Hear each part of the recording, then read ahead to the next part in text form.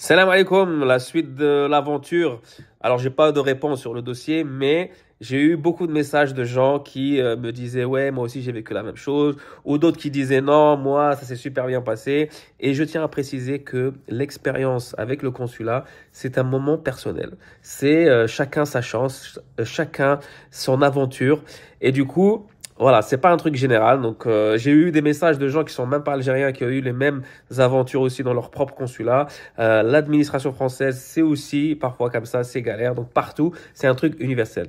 Sauf que l'Algérie, il y a une petite sauce algérienne, un peu plus piquante, qui rend les choses, voilà, il y a plus d'ambiance. Donc, j'ai eu beaucoup de messages de gens qui disaient, ici c'est mieux, ici c'est pire. J'ai décidé de vous faire un classement des top 5 des consulats, donc ceux que j'ai pu tester. Et voici le classement. Numéro un, le premier, sans hésitation, le number one, la Suisse. Le consulat algérien à Genève, ils sont juste incroyables.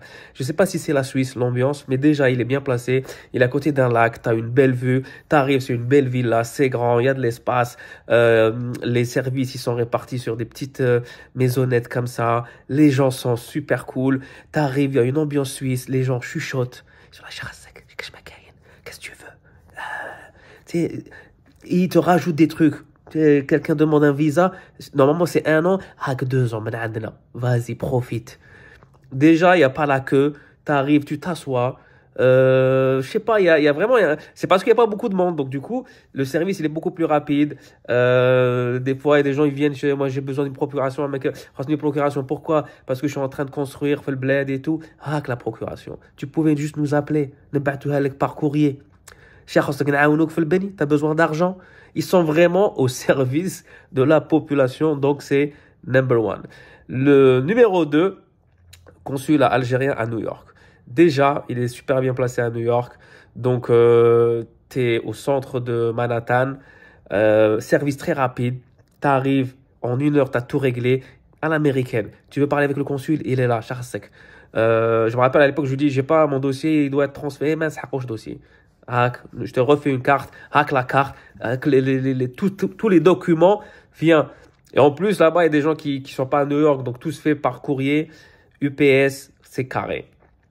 Après, je crois que c'est Montréal. Montréal, à l'époque, il n'y avait pas beaucoup de monde. Donc je ne sais pas maintenant ce que c'est, mais à l'époque, c'était vraiment, t'arrives. De toute façon, il y avait des accords pour les étudiants. Si tu es algérien, tu payes pas les frais, tu payes comme les Québécois. Donc, il y avait une ambiance aussi nord-américaine très intéressante. À Paris, c'est différent. À Paris, c'est un histoire. À Paris, c'est plein de.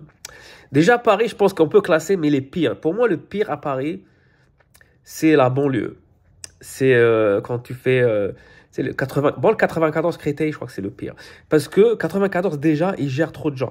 Il gère le 94 plus les villes qui m'a Orléans, des trucs comme ça. Je pense qu'il y a des wilayas en Algérie qui sont rattachés au 94. Je pense que c'est des gens à Tamanrasset, quand ils veulent avoir un papier, ils doivent aller à Créteil pour gérer leur papier. Il y a trop de gens tout le temps, donc il y a une tension, t'arrives, tout le monde est stressé.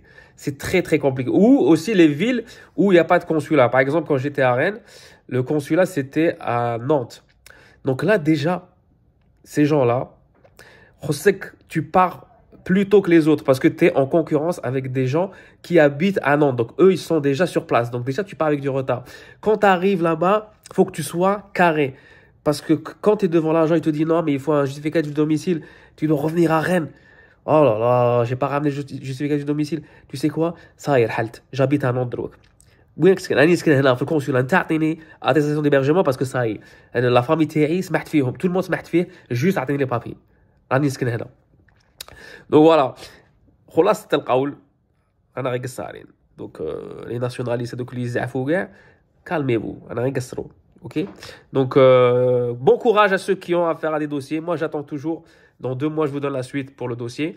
Et bon courage à ceux qui travaillent aussi là-bas. Parce qu'il faut le dire, ceux qui travaillent là-bas, ils ont affaire à des gens. Les tennis, ils jouent armés pour en découdre. Des fois, les gens, ils sont agressifs tout de suite parce que ils attendent une agressivité. Donc, du coup, ils te devancent l'agressivité. Donc, ça aussi, bon courage à tous ceux qui travaillent dans le consulat. Ou, voilà, Inch'Allah, coucher numérique, coucher facile. Ou... Pourquoi faire les papiers? Ça y est. On n'a plus besoin de ça. باغي تدخل بيدخل الجيري ما يسحقش فيزا ادخل روح باغي تخرج خرج تاني روح وباغي تروح عاود ولي. On s'en fout du papier. Aïe. Salam alaikum.